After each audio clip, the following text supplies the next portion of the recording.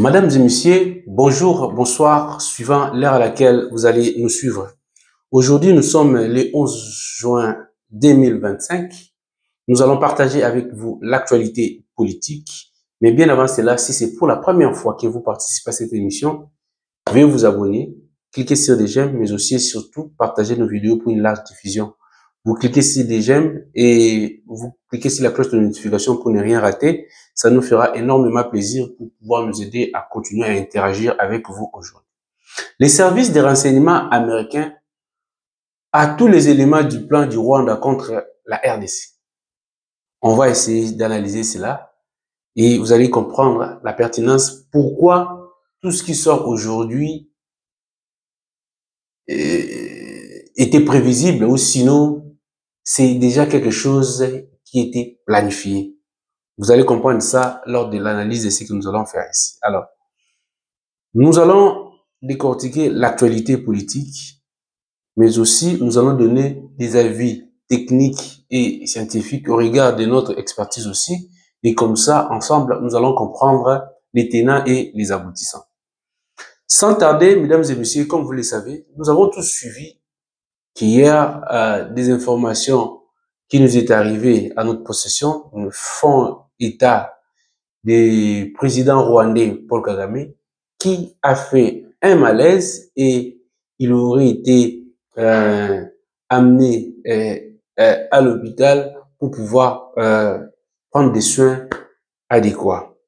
Puisque nous attendons des éléments un peu plus poussés, nous ne saurions dire la suite de son état actuel. Mais seulement l'information qui nous est parvenue est celle-là. Mais là, nous sommes en train de nous poser la question. Est-ce un faux malade ou effectivement un vrai malade? Puisque vous devez savoir que hier, les États-Unis ont dit très clairement, sans embâche, que le Rwanda doit retirer ses troupes sur le sol de la République démocratique du Congo immédiatement. Et il y a un délai qui leur a été accordé et qui leur a été donné pour pouvoir quitter. Au cas contraire, ils pourront avoir des sanctions de la part des États-Unis. Cette situation qui vient d'arriver, cela prouve que les services de renseignement américains ont compris que, en fait, en réalité, le Rwanda, comme je vous ai dit hier, ceux qui m'ont suivi, que le Rwanda ne veut pas signer cet accord avec, il ne veut pas déjà la signature entre les partenariats entre la RDC et les États-Unis, mais aussi cet accord de paix entre nous et le Rwanda. Pourquoi justement la signature de cet accord-là va sceller son sort? Justement parce que le Rwanda, c'est lui, comme on ne cesse de le dire, il n'y a plus rien à prouver, contrôler et diriger la République du Congo. Perdre la République du Congo, puisque le Rwanda a tant vanté par son président Kagame qu'ils sont un modèle au niveau de l'Afrique en termes de développement économique, politico, socioculturel au niveau de la région. Le Rwanda, ou sinon Paul Kagame, voulait se faire le patron de la région, ou sinon les grands décideurs qui donnent des orientations au niveau de la région d'Afrique centrale, mais aussi de toute la région australe. Mais cela a été tout de suite démontré que ce n'est pas vrai ce qu'il dit, parce que justement, le Rwanda ne peut pas être un modèle de développement, justement parce qu'il base son développement sur des minéraux critiques obtenus illicitement au sol congolais sur le sang des Congolais. Lorsqu'on analyse que cela, le développement, c'est quelqu'un qui fait des choses propres. Aujourd'hui, on parle des minéraux de sang. Justement, pourquoi? Parce que ce sont des Rwandais derrière et des multinationales et certaines puissances qui viennent arriver en République du Congo, exploitant nos minéraux et les utilisant pour son développement et donnant l'image d'un pays organisé, un pays exemplaire, alors qu'en réalité, ça ne peut être exemplaire.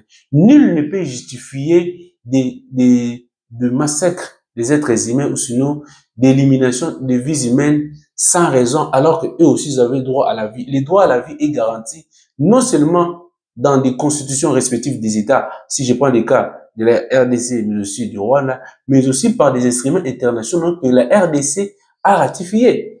Et donc, le Rwanda, cet argument-là a été balayé d'un revers de main, justement. Pourquoi? Parce que les éléments sont là.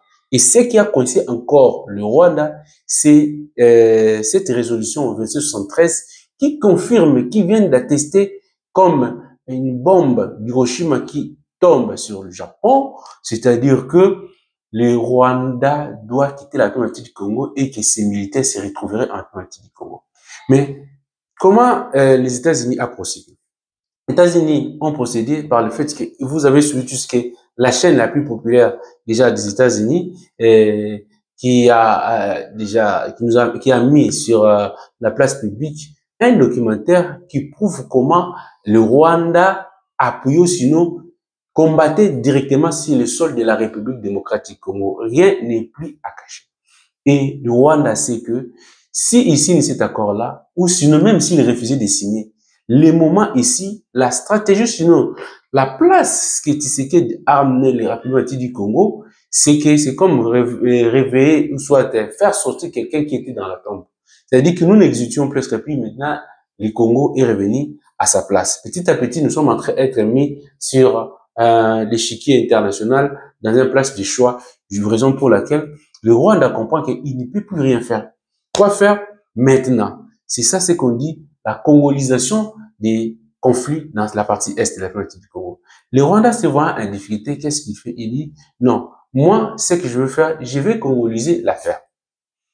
Voilà que maintenant où nous vous parlons, lorsque le Rwanda hier a donné l'ultimatum au Rwanda de retirer ses troupes avant la signature de tout accord, le Rwanda a envoyé très rapidement des faux Congolais, alors que ce sont des Rwandais, aux États-Unis pour aller tenter leur dernière chance de vouloir convaincre des lobbying sinon le gouvernement américain de ne pas signer les partenariats entre la République du Congo et les États-Unis. Justement parce qu'ils veulent faire croire que les problèmes, c'est aussi congolais, même si les Rwandais retiraient ses militaires, mais il y a des conflits au niveau interne que nous sommes en train de revendiquer. Ils essaient de faire ça là, c'est pourquoi ils utilisent certaines personnalités, comme je vous avais dit, les personnalités africaines, que ce soit des anciens présidents, vous avez tous suivi, comme par exemple le président Thabo Mbeki, venir défendre des choses qui est indéfendable, parler des discriminations dans des pays, alors que c'est faux, alors que nous avons suivi aussi l'abbé Chol qui était venu sur la place publique.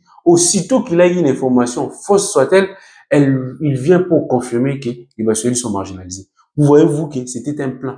Est-ce que vraiment dans un pays sérieux, si vraiment on s'est respecté, Monseigneur Chol devrait être arrêté dans les médias, puisqu'il a donné des mensonges au moment où nous leur attendons pour qu'ils puissent faire des déclarations contre les tueries à l'Est, contre le Rwanda, contre le Nanga, l'ancien chef de l'État et tout le reste.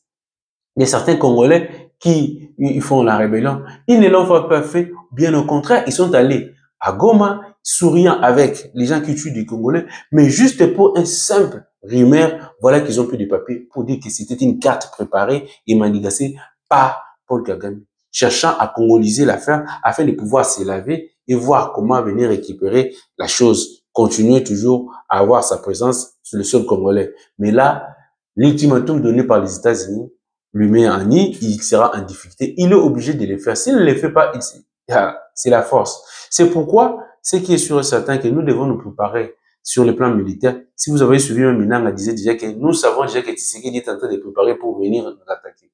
Mais parce qu'ils ont aussi des informations, nous, pendant cette période ici, nous sommes en train aussi de nous préparer. Parce que justement, les États-Unis, nous avons déjà des partenariats qui existent, comme je vous avais dit, Eric Prince. Déjà, ces services sont déjà en République du Congo et certaines des munitions non encore identifiées se trouveraient déjà au niveau des Lubumbashi et dans toutes ces parties orientales de la République du Congo. Et tous, on est déjà aux aguets pour voir. Parce que vous devez savoir, les dictateurs n'acceptent pas des solutions de paix et ils veulent toujours partir en confrontation. Alors qu'ils pouvaient aussi sortir très calmement. Puisqu'il était déjà habitué à dominer, il se sent maintenant, il se sent mal à l'aise, il se sent humilié. Il va chercher à se battre et ça sera la fin du président rwandais. Voilà un élément de détail que vous devez savoir.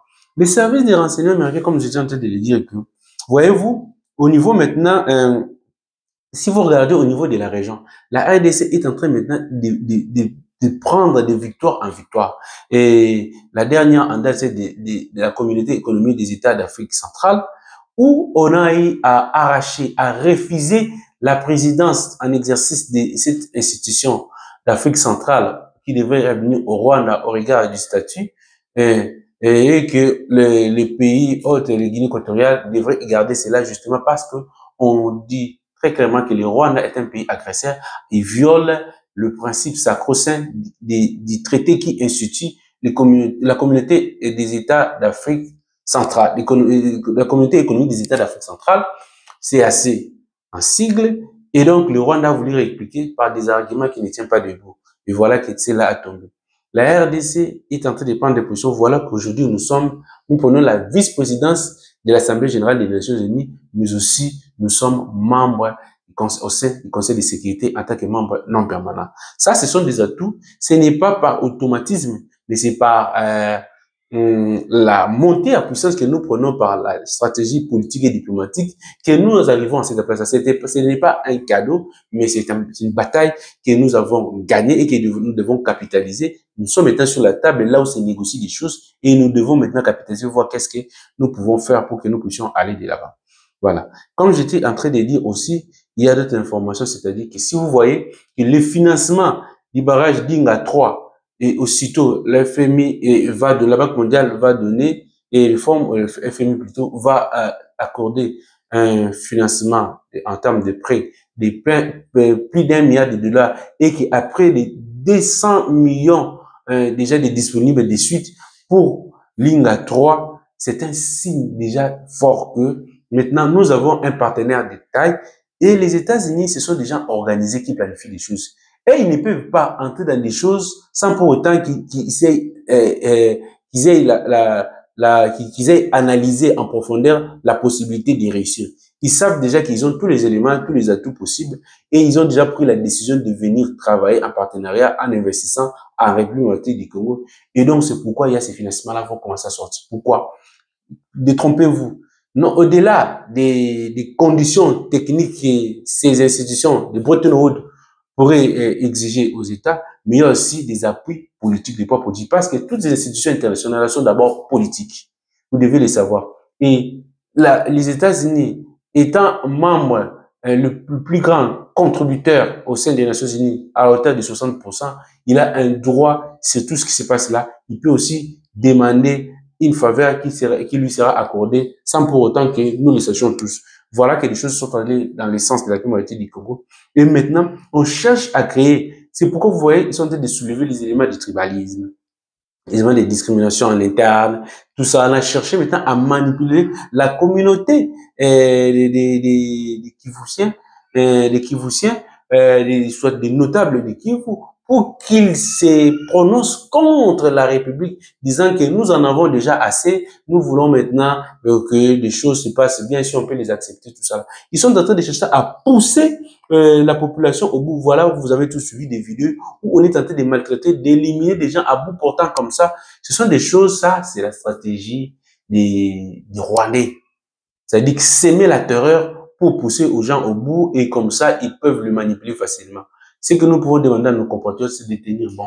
Nous avons déjà longtemps souffert ça. Ce n'est pas facile, mais céder, c'est donner la place à l'ennemi, c'est permettre aux ennemis de la République de nous diviser, de nous tuer. Puisque même si on nous divise, ils ne vont pas nous aider, ils nous aimer plutôt parce qu'ils savent que nous ne sommes pas les leurs, parce qu'ils ont leurs intentions, ce qu'on appelle les intentions des velléités expansionnistes, voulant s'accaparer de nos terres, pas des êtres humains de nos terres, et nous coloniser comme étant leurs esclaves. En plein 21e siècle, nous ne pouvons pas accepter de devenir esclaves. Encore plus d'avoir esclaves de qui? Des Rwandais. Ça, c'est impossible. Aucun Congolais, d'où il se trouve, peut accepter que cela ne soit possible.